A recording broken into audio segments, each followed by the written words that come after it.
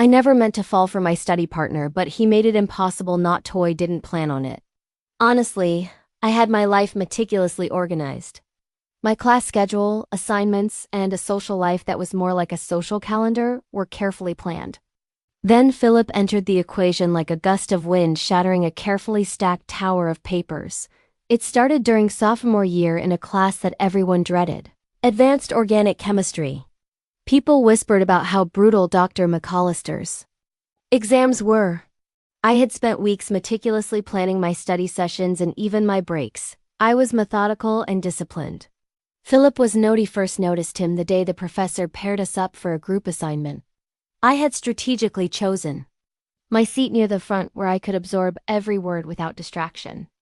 And there he was, dropping his backpack onto the floor with a thud that rattled the tile.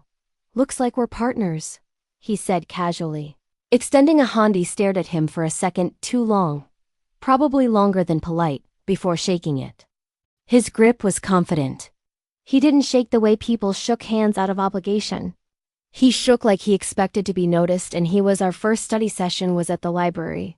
I had imagined something orderly, me with my color-coded notes, Philip politely contributing his ideas, a productive couple of hours. What actually happened was chaos. He arrived 20 minutes late, carrying a stack of half-eaten snacks and a laptop covered in stickers. Sat down without asking, and started typing like the world was on fire. "I read this chapter last night," he said, scrolling through his laptop like a magician revealing tricks. "You probably didn't." I felt my eye twitch. This was going to be difficult. But I reminded myself, I wasn't here to be distracted by a guy with a perfect smile and unruly hair. I was here to pass organic chemistry. "Actually, I did," I said firmly, setting up my notes. "And I think your approach is completely wrong for this reaction. If we follow it your way, we'll miss the entire mechanism." He looked at me for a second, then grinned. "Challenge accepted. Show me your way." And that's when the sparks, or whatever this was, started. Over the next few weeks. Study sessions became regular, and so did the tension between us. He had this effortless charm that made it impossible to focus, but I couldn't deny that he was smart. Not just smart, but he was someone who could actually make sense of things I'd been struggling with for weeks. I found myself looking forward to his jokes, his sideways smirks, and the way he explained reactions like they were little stories instead of tedious chemistry concepts. Then there was the problem of Vanessa. She was the one I started to recognize as the villain in this story, even though she wasn't officially part of our class. Vanessa had been Philip's ex. Well, sort of. They had some messy history that the rumor mill had completely misrepresented. But the truth didn't matter in the way it usually does in college. She had a reputation for making sure no one else got close to him. And when she realized Philip and I were partners, it was like dropping a match into a powder keg. The first encounter was subtle. She smiled at me in the hallway, sweet and sharp. At the same time, "Oh, Philip's telling me he has a new study partner. That's cute. Hope you can keep up with him." Her tone was light, but there was ice underneath. She lingered in the hallway like a shadow, and my stomach knotted. "I can keep up," I muttered, though I wasn't sure if I was talking to her or to myself. By the second week, things escalated. Every time Philip and I sat down to study, Vanessa would appear. Sometimes in the library, sometimes just around campus. She was always watching, always smiling, and always there to remind me I wasn't welcome. She wasn't physically aggressive, but she was the kind of person who could make your skin crawl with just a look. Philip seemed oblivious, or maybe he just didn't care. I tried not to let it bother me, but it did. Every time I caught her glare, or her knowing smirk, my heart thumped in that panicky, frustrated way that made focusing on anything almost impossible. And then came the night that changed everything. It was a Tuesday evening, and we were at the library for what I assumed would be a normal session. Philip leaned over my notes, explaining the subtle nuances of electron movement in a particularly nasty reaction. I was scribbling furiously, trying not to miss anything. "Abigail," he said suddenly, his voice soft but direct. "Do you want to grab dinner after this? There's a new taco place that just opened." I froze, Not because I didn't want to, but because I really did. My heart jumped, my brain short-circuited, and for a moment all I could do was nod yes. I whispered, and that's when Vanessa appeared like some dark omen, leaning against the library doorway. How cute! Her voice was syrupy sweet, but dripping with venom. Philip didn't seem to notice, but I felt every ounce of her intent like a slap. I clenched my fists under the table, trying to keep my cool. Philip gave me a distracted smile and I wanted to both scream and run. I had a feeling that this was just the beginning and that things were about to get a lot more complicated. The next few weeks became a delicate game of navigating both organic chemistry and Vanessa. Philip and I continued to meet regularly, our study sessions increasingly intimate with him leaning over my shoulder to explain concepts and me sitting closer than I should have. Vanessa's interference was subtle but constant. She'd send messages to Philip at odd hours, invite him to random events on campus, and always make sure I knew about it. At first I tried to be rational, to remind myself that Philip and I were just study partners, that college crushes were often fleeting, and that this was my GPA we were talking about. But the more I saw him laugh at her texts or roll his eyes at them in that infuriating way, the more my stomach twisted into knots. One evening we were in the library, deep in a particularly brutal set of practice problems. I had my headphones in when Philip leaned over. Hey, can we take a 5-minute break? I hesitated. Breaks were dangerous. Breaks were when the conversation shifted from organic chemistry to whatever this was between us. But I nodded because despite my resolve, I wanted to hear him talk. We walked out into the quiet campus, the autumn wind sharp against our cheeks. Philip pulled a granola bar out of his bag and handed it to me with a grin. You look like you're about to implode. You're overthinking it. I am not, I said quickly. Even though my chest betrayed me with rapid beating, he laughed softly. Yeah, you are. Admit it. You're thinking about Vanessa, aren't you? I stiffened. Maybe I am, but it's not like it matters. You think it doesn't matter, but it does, he said, eyes locking with mine. Don't let her get in your head. She's complicated and honestly she's toxic. Don't let her make you doubt yourself. I wanted to say something but my words tangled. Instead, I just nodded. My brain was screaming at me and my heart was doing somersaults I didn't want to acknowledge. And in that silence, something shifted. It wasn't immediate. Not like a spark or a cinematic moment, it was subtle. Philip's hand brushed mine as we walked back to the library. Neither of us pulled away. And when we sat down again, the air between us felt charged. Vanessa made sure we didn't have peace for long. The next day, she cornered me outside the lecture hall, her smile tight. You're really persistent, she said, eyes glittering. But don't get too comfortable. Philip isn't yours. He doesn't belong to anyone. I wanted to scream, to tell her to back off, to explain that nothing between Philip and me was anything official, and that she had no right to invade my space. But instead, I said nothing. I just nodded, forcing a polite smile. Philip, meanwhile, seemed blissfully unaware. Or maybe he just didn't care about the social chess game Vanessa was playing. And that was part of what drew me to him. The fact that he was intelligent, not just in chemistry, but in knowing how to focus on what mattered. Unfortunately, I wasn't nearly as good at ignoring Vanessa by mid-semester. Our study sessions became a mix of chemistry, subtle flirting, and strategic maneuvers to avoid Vanessa's interference. I kept thinking, how did I get here? How did my meticulously planned, perfectly structured life spiral into this chaotic mess of emotions, crushes, and campus politics? And yet, despite the frustration, despite Vanessa, despite my own stubbornness and fear, I couldn't stop myself from wanting to be near Philip. For the first time, I realized that maybe some chaos wasn't entirely bad. Maybe it was necessary. To feel something real, something raw, something that made my pulse race and my brain forget about everything except him. But Vanessa wasn't going away.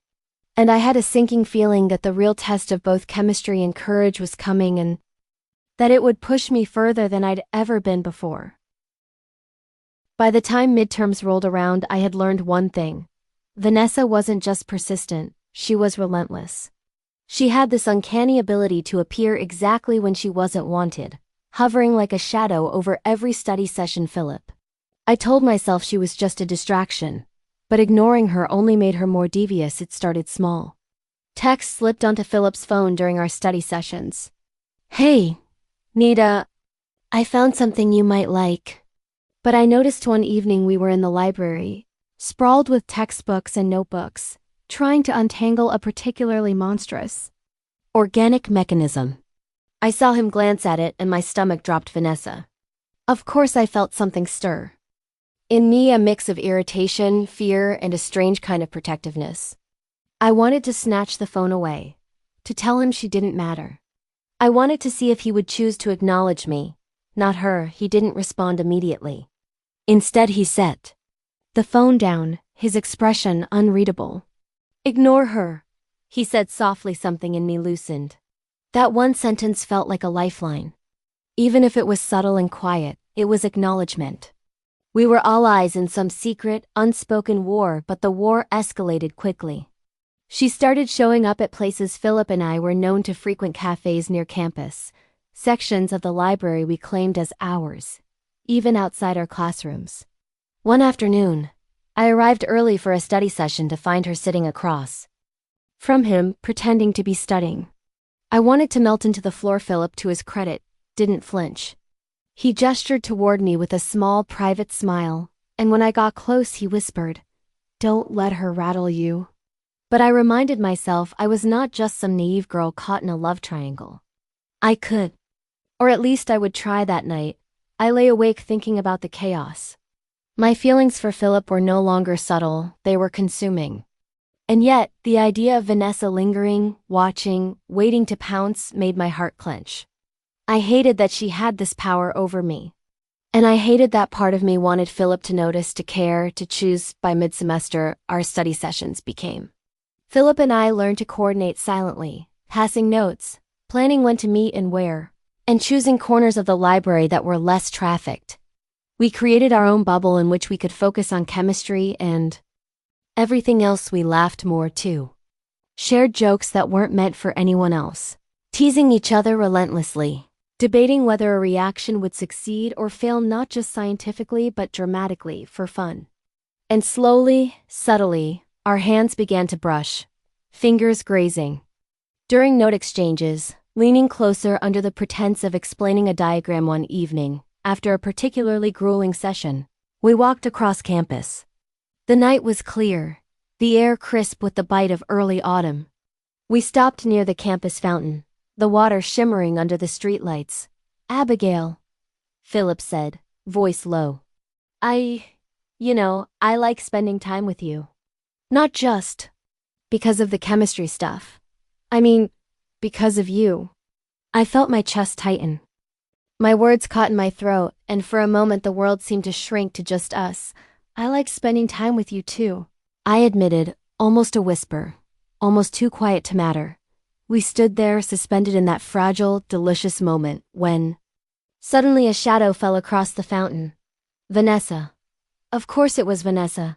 "Hello, lovebirds," she said, her voice too sweet to be innocent. "I didn't mean to interrupt your little moment."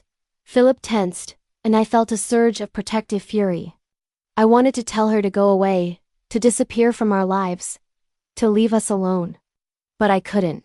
Instead, I said nothing. I just stood there glaring, my fists clenched at my sides. Vanessa laughed softly, like she had won some invisible victory. "Don't get too comfortable. You don't know what he's capable of." And then she walked away, leaving a trail of menace. In her wake, Philip turned to me, expression conflicted. "I'm sorry," he murmured. "I hate that she—" "I know," I said firmly, surprising even myself with my confidence. "But we can't let her control us. We need to just keep doing what we're doing." He smiled, relieved. "Together." He agreed. After Vanessa's escalation, our focus sharpened. Each session was a mix of formulas and flirtation, laughter and frustration. Then came the night of the midterm project presentation, the moment I had been both dreading and anticipating. Dr. McAllister was notorious for ruthless grading, and Philip and I had worked tirelessly, running through our models, rehearsing our explanations, and practicing answers for the questions we were sure would come, and yet, standing in front of the class, my nerves shot through the roof. I glanced at Philip, and for a second, I saw the same tension mirrored in his expression. Somehow, that gave me courage. Somehow, knowing we were in this together made everything possible. The presentation began. Our slides were flawless. Our reactions were correct, and our explanations were clear. It seems a little simplistic. I froze for a split second. But together we navigated her challenge, answering smoothly, confidently, deflecting her attempts at subtle sabotage without a trace of panic. By the time we finished, the class erupted in applause. And Dr. McAllister nodded with approval. I glanced at Philip and we both laughed quietly, relief mingling with exhilaration. We had survived her interference and emerged stronger. Afterward we walked across campus. The night quiet except for the crunch of leaves beneath our feet. I stopped, taking a deep breath. He turned, a slow smile spreading. For the first time, Vanessa didn't matter. We stood there, under the night sky, the tension of the past weeks dissolving into something raw, real, and unbreakable. He kissed my forehead gently and I felt my stomach flutter. Though I knew challenges would come, I also knew that together Philip and I could face them all. Vanessa, organic chemistry, and whatever else life decided to throw at us. By the time the final exams loomed, I had come to understand something crucial. Vanessa wasn't just an annoyance. She had become a full-scale obstacle in my life. At first, I thought she was a simple complication, the sort of toxic ex-girlfriend trope that I could ignore. But her persistence, her carefully calculated appearances, and her ability to unsettle me without ever touching me had made her something more dangerous. She was someone who could plant doubt in my mind even in moments I wanted to feel safe in. All came to a head during the week, leading to our final project presentations. Philip and I decided to pair up again, and we created a meticulous study schedule. Mornings dedicated to reviewing reaction mechanisms, afternoons to practice problems, and evenings for mock presentations. We were synchronized, focused, and almost unstoppable. But Vanessa was always one step behind. She started leaving notes on Philip's desk in the library. Innocuous, almost friendly in appearance, but every message carried a subtle undertone. A memory, a joke only he would understand, a reminder that she was still there. Each time I noticed them, my chest tightened, my hands shook, and I had to consciously remind myself to breathe. Philip noticed my tension but didn't lecture or scold me. He simply took my hand and gave it a reassuring squeeze, letting me know we were on the same side. One particularly tense afternoon, I arrived early for a study session, only to find Vanessa sitting in the corner of the library, smirking like she had won some invisible battle. Philip was there reviewing his notes. When he saw me, his face lit up in that warm, infuriating way. Vanessa noticed me too. Her smile didn't falter, and I knew she was still trying to push me. Out I sat down, determined to ignore her, and Philip leaned over to whisper, "Don't let her get to you."